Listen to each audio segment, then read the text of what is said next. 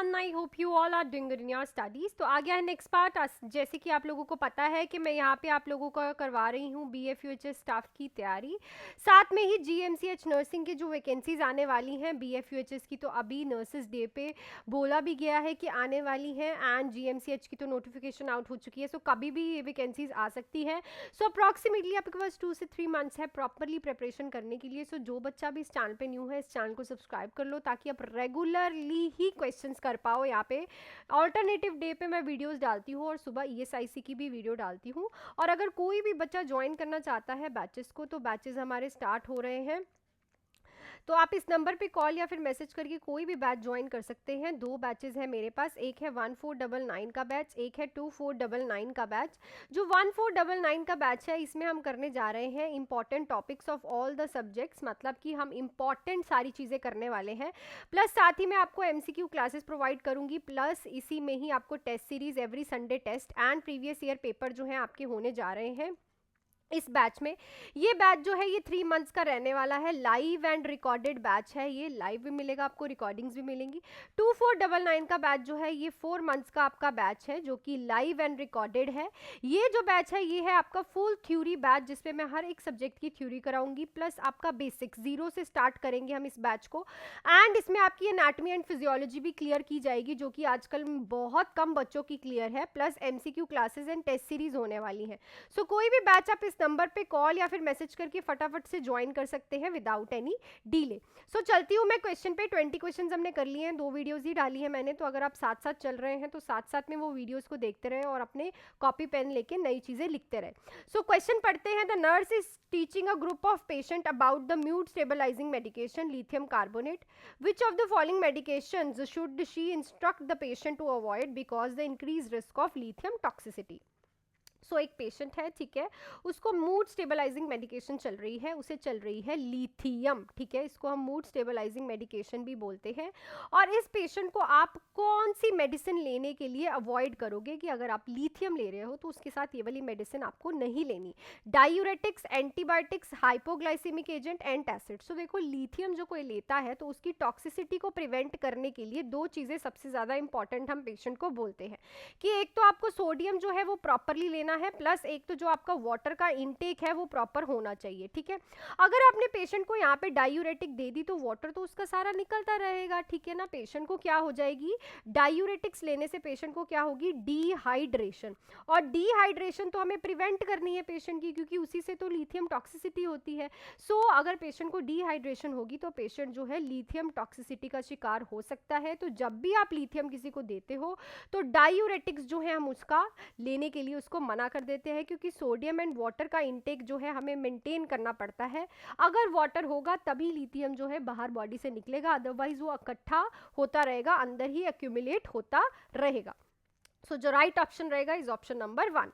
Next है the bleeding precaution like needle stick injury prevention should be followed in all of the following except when the patient is. तो bleeding precautions जो है, जो कि needle stick injuries होती हैं, वो आप इन सब प्रॉब्लम्स में करते हो, मतलब कि प्रिवेंशन उसकी करते हो, प्रिकॉशंस आप लेते हो, एक्सेप्ट इनमें से एक।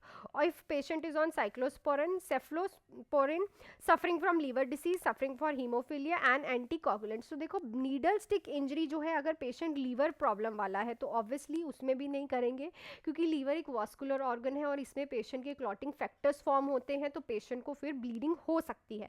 सफरिंग फ्रॉम हीमोफीलिया वाले पेशेंट में भी प्रिकॉशंस रखने पड़ेंगे। एंड एंटीकोगुलेंट है, मतलब कोगुलेशन उसकी बॉडी में हो ही नहीं रही है, तो ब्लीडिंग के चांसेस ज़्यादा हैं। अगर सेफ्लोस्पोरिन ले रहा है सो इट्स अ इम्यूनोसुप्रेसेंट ड्रग, सो इससे नीडल स्टिक इंजरी का कोई लेना देना नहीं है, सो इसमें आपको प्रिकॉशंस लेने की नीड नहीं है। सो जो ऑप्शन राइट रहेगा is your option number 1। Next है when the folic acid start in a antenatal period to prevent congenital disorder in infant. So folic acid जो हम प्रेगनेंसी में एंटीनेटल पीरियड में मदर को देते हैं वो हम कब देते हैं, ठीक है। So during the first trimester, during the second trimester, before conception, during the third trimester. So देखो, वैसे तो यहाँ पे इन्होंने पूछा है कि एंटीनेटल पीरियड में कब देते हैं, एंटीनेटल पीरियड इन्होंने पूछा है। सो देखो, वैसे तो जो फॉलिक एसिड है बिफोर कंसेप्शन हम देते हैं, ठीक है, पेशेंट को अगर वो प्रेग्नेंट नहीं है और वो प्लानिंग कर रही है प्रेगनेंसी की, तो बिफोर प्रेगनेंसी हम उसका फॉलिक एसिड स्टार्ट करा देते हैं। बट इधर हमें क्वेश्चन में उन्होंने पूछा है स्पेसिफिकली एंटीनेटल पीरियड, बच्चे बहुत ज़्यादा जाएंगे बिफोर कंसेप्शन को टिक लगाएंगे, नहीं, ये गलत हो जाएगा आप लोगों का, बिफोर कंसेप्शन नहीं आएगा, it is a during the first trimester, ठीक है, टिल 12 वीक्स, 12 वीक्स तक आप फर्स्ट जो 12 वीक्स होते हैं प्रेगनेंसी में उसमें पेशेंट को फॉलिक एसिड देते हैं to prevent the neural tube defect, ठीक है, क्योंकि पहले ही वीक में पेशेंट की न्यूरल ट्यूब स्पाइन बनती है, ठीक है, इन चीज़ों को प्रिवेंट करने के लिए आप फर्स्ट ट्राइमेस्टर में फॉलिक एसिड देते हैं। बिफोर कंसेप्शन मत लिख के आना, यहाँ पे प्रॉपरली पढ़ना कि उन्होंने हमें यहाँ पे डिटेल दी है एंटीनेटल पीरियड। एंटीनेटल पीरियड तभी होगा जब मदर प्रेग्नेंट है, तो बिफोर प्रेगनेंसी तो आप उसको फिर टिक नहीं लगा सकते, क्लियर ना, बहुत सारे बच्चों को ये कंफ्यूजन होती है। सो फर्स्ट ऑप्शन जो है वो आपका राइट है। क्वेश्चंस को पढ़ो ध्यान से, आंखें खोल के, एंड देन ऑप्शंस को टिक लगाओ।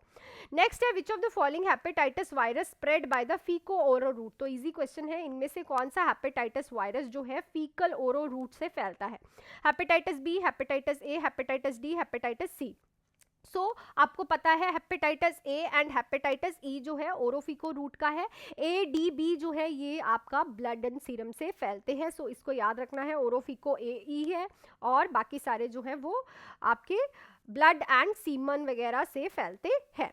नेक्स्ट क्वेश्चन है, while asking about the history of a patient, the nurse find that the patient is plant based diet only, she understand that he might develop, so अगर आप एक patient की history ले रहे हो और आप हिस्ट्री में देखते हो कि पेशेंट जो है प्लांट बेस्ड डाइट पे ही क्या है रहता है, सो इट मीन्स नर्स समझ जाएगी कि उसको क्या हुआ, क्या डेवलप है, marasmus, scurvy, pellagra and megaloblastic anaemia. So जो भी पेशेंट मेगेलोब्लास्टिक एनीमिया के होते हैं उनको प्लांट बेस्ड डाइट दी जाती है to prevent the megaloblastic anaemia, clear ना। अब मेगेलोब्लास्टिक एनीमिया भी आप लोगों को पता होना चाहिए, देखो हर एक चीज़ की डिटेल पेपर में लेके जाओ, ऐसा करके जाओ कि मुझे ही सब आता है, किसी को कुछ नहीं आता, ठीक है, तभी पेपर क्लियर होता है, क्लियर ना।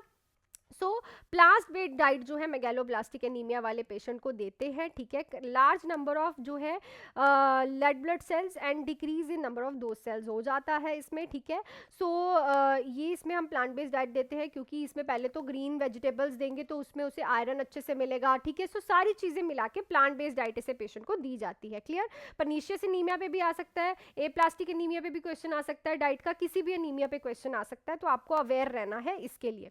नेक्स्ट है, एक बार उसके लिए अगर किसी को बैचेस के लिए पढ़ना है मेरे पास तो आप ज्वाइन कर सकते हो इस नंबर पे कॉल या फिर मैसेज करके। BFUHS एंड GMCH की जो वैकेंसीज है वो आउट हो सकती है कभी भी, तो आप विदाउट एनी डिले ज्वाइन करिए।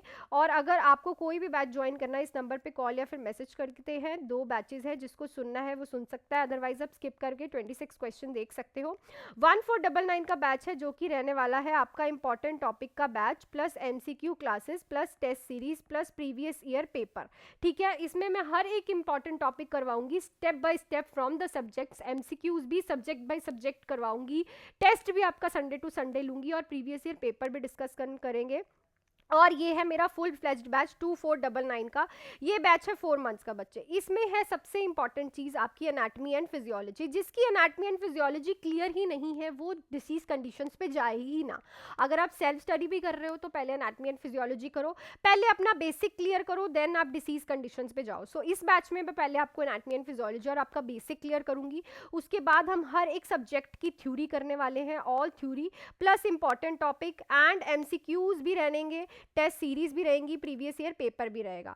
सो ये दोनों बैचेस जो है आप कोई भी बैच 2499 1499 का ज्वाइन कर सकते हैं, दोनों ही बैचेस लाइव प्लस रिकॉर्डेड है, लाइव में मिलेगा आपको, रिकॉर्डिंग्स भी आप करोगे, सब कुछ इन बैचेस में आपको प्रॉपरली डिटेल में कराया जाएगा, ठीक है। सो अगर आप ज्वाइन करना चाहते हो, नंबर आपकी स्क्रीन पे है, कोई भी बैच की डिटेल लेके आप कभी भी ज्वाइन कर सकते हो। सो चलती हूँ मैं क्वेश्चन पे, क्वेश्चन है आपका 26। So question, a nurse is reviewing a patient records and notes that the patient has renal disorder. The nurse expect to note which of the following laboratory results. तो देखो नर्स जो है review कर रही है patient के records और देखती है पेशेंट को रीनल डिसऑर्डर है, तो नर्स एक्सपेक्ट करती है कौन सी लेबोरेटरी रिजल्ट जो है उसे रिपोर्ट्स में दिखेंगी? Increase haemoglobin level, haemoglobin level sorry, decrease serum phosphate level, elevated serum creatinine level, decrease serum potassium level. So इस पेशेंट में आपको क्या देखने को मिलेगा? Elevated serum creatinine level. जो क्रेटिनिन लेवल है पेशेंट का वो इंक्रीज होगा। देखो बॉडी में से क्रेटिनिन जो है वो हमारी किडनी ही निकालती है थ्रू द यूरिन, और यहाँ पे पेशेंट को क्या है? रीनल डिसऑर्डर है, तो ये एक्सपेक्टेड जो है वैल्यू है पेशेंट की देखने की in the renal disease. Clear? So ये राइट। नेक्स्ट पे चलते हैं। So question है what would you monitor in a patient taking high dose of acetaminophen over a prolonged period? So बहुत लंबे समय से अगर कोई PCM acetaminophen ले रहा है, हाई डोज ले रहा है, तो आप उसमें क्या देखोगे? Prothrombin time, GI irritation, liver function, kidney function. So हम इस पेशेंट में किडनी सॉरी लिवर फंक्शन देखते हैं। ऐसा क्यों? क्योंकि जो acetaminophen है वो लिवर टॉक्सिक है, ठीक है, हिपैटोटॉक्सिक ड्रग है, वो जो आपके लिवर को डैमेज करती है। सो इस पेशेंट में अगर वो हाई डोज ऑफ acetaminophen ले रहा है तो आप लिवर फंक्शंस ही चेक करोगे। नेक्स्ट है patient with chronic renal failure is receiving epoetin alpha, which laboratory results would indicate a therapeutic effect of the medication. So chronic renal failure वाला patient है, इप्टोइन अल्फा जो है वो ले रहा है, तो कौन सी लेबोरेटरी रिजल्ट है जो कि थेराप्यूटिक इफेक्ट बताएगी इस मेडिकेशन का? हिमोक्रेट 32, WBC count 6000, platelet count 4 lakh, 1 of 15 mg पर डेसीलीटर। तो इप्टोइन अल्फा पहले तो हम देते क्यों है? क्योंकि ये क्यों देते हैं हम? To stimulate the RBC production. RBC के प्रोडक्शन को हमें क्या करवाना है? स्टिम्युलेट करवाना है, क्योंकि सीकेडी वाले पेशेंट में आरबीसी प्रोडक्शन नहीं होती। सो इसमें क्या चीज हमें लेबोरेटरी रिजल्ट जो है इंडिकेट करेंगे therapeutic effect? Is your haematocrit level. So haematocrit level जो है आप इस पेशेंट में चेक करोगे मेडिकेशन का टू डिटेक्ट अ सीकेडी और इप्टोइन अल्फा की इफेक्टिवनेस। क्योंकि इप्टोइन अल्फा क्या है? क्यों देते हैं हम एरिथ्रोपोइटिन? स्टिमुलेट करने के लिए आरबीसीज प्रोडक्शन, क्योंकि पेशेंट में आरबीसीज बनते ही नहीं है, सो दैट्स व्हाई देते ही हैं हम सीकेडी वाले पेशेंट को। Next है when examining a patient who is paralyzed below the T4 level, the medical surgical nurse expect to find। अब ये T4 के नीचे का पैरालाइज हो गया है पेशेंट को, ठीक है, तो अब पेशेंट में आप एग्जामिनेशन कर रहे हो तो नर्स उसमें क्या देखेगी? Flaccidity of the upper extremities, hyperreflexia and spasticity of the upper extremities, impaired diaphragmatic functions requiring ventilator support, independent use of upper extremities and efficient cough. So इस पेशेंट में हमें क्या देखने को मिलेगा? क्या देखने को मिलेगा? देखो T4 के थोरेसिक 4 के नीचे की है, मतलब लंबर सेक्रम एंड कोक्सिक्स की, तो इसमें जो पेशेंट की अपर एक्सट्रीमिटीज है वो एफिशिएंटली काम कर रही होंगी और पेशेंट कफ भी कर सकता है। देखो जो रेस्पिरेटरी की प्रॉब्लम है ना वो आती है सर्वाइकल। याद रखना, सर्वाइकल वर्टिब्रा पे जब भी इंजरी होगी तो रेस्पिरेटरी पैरालिसिस, रेस्पिरेटरी कॉम्प्रोमाइज जो है हमें देखने को मिल रहा है। इसमें जो है थोरेसिक T4 के नीचे की, बिलो लिखा है, बिलो की इंजरी है। सो हमें इसमें कोई भी ऐसे डायफ्राग्मेटिक फंक्शन या फिर अपर एक्सट्रीमिटीज या फिर अपर एक्सट्रीमिटीज की फ्लैसिडिटी नहीं देखने को मिलती। अपर एक्सट्रीमिटीज प्रॉपरली वर्क करती हैं और पेशेंट कफ भी कर पाता है। क्लियर? नेक्स्ट है all of the following are characteristics of false labour except, तो ये सारे जो हैं फॉल्स लेवर के कैरेक्टरिस्टिक्स है एक्सेप्ट एक में से। तो ऑप्शन है आपके पास relieve by activity, no progress of contraction, irregular contraction, dilatation and effacement of cervix. तो देखो इस क्वेश्चन का आंसर आपको पता है, लास्ट क्वेश्चन मैं आप लोगों के लिए ही छोड़ती हूँ, कमेंट सेक्शन में लिख के बताना है। सो जो मैंने आप लोगों से कल क्वेश्चन पूछा था वो था कि हम ग्रेविडा को किस चीज का डिस्क्राइब करते हैं। सो ग्रेविडा होता है number of time female is pregnant. उसने चाहे बर्थ दिया है चाहे उसने नहीं दिया, अगर उसने कंसीव किया है वो ग्रेविडा ही काउंट होगी, ठीक है। सो जो फर्स्ट ऑप्शन है वो राइट रहेगा। जो जिन्होंने फर्स्ट लिखा है they are very good and keep going, keep commenting, आपका कॉन्फिडेंस जो है इससे बिल्ड होता है। एंड यही था आज की वीडियो के लिए। मिलती हूँ आपकी नेक्स्ट वीडियो के साथ। टिल देन आप वीडियो को लाइक शेयर एंड सब्सक्राइब कर लीजिएगा चैनल। एंड अगर कोई भी बच्चा बैच ज्वाइन करना चाहता है तो इस नंबर पे कॉल या फिर मैसेज करके आज ही बैच ज्वाइन कर सकता है। 2 बैचेस है मेरे पास, specially for BFU HS and GMCH ही ये बैच बनाए जा रहे हैं, जो कि 2 बैचेस है। 1499 का बैच, ये बैच रहेगा आपका 3 मंथ्स का full fledged batch, live plus recorded. इसमें मैं आपको इंपॉर्टेंट टॉपिक्स करवाऊंगी, हर सब्जेक्ट के MCQ क्लासेस लूंगी and test series and previous year paper हम डिस्कस करेंगे। 3 मंथ्स का ये फुल फ्लेज बैच रहेगा, सब्जेक्ट वाइज सब्जेक्ट चलेंगे। आप थ्योरी खुद से करना चाहते हैं तो आप खुद से ज्वाइन करके ये वाला बैच जो है मेरे साथ ज्वाइन कर सकते हैं। सेकंड बैच जो है 2499 का, ये है फुल थ्योरी बैच, जिसमें सबसे पहले तो बच्चा एनाटमी एंड फिजियोलॉजी होगी, क्योंकि ये किसी की भी मुझे लगता है प्रॉपरली क्लियर नहीं है।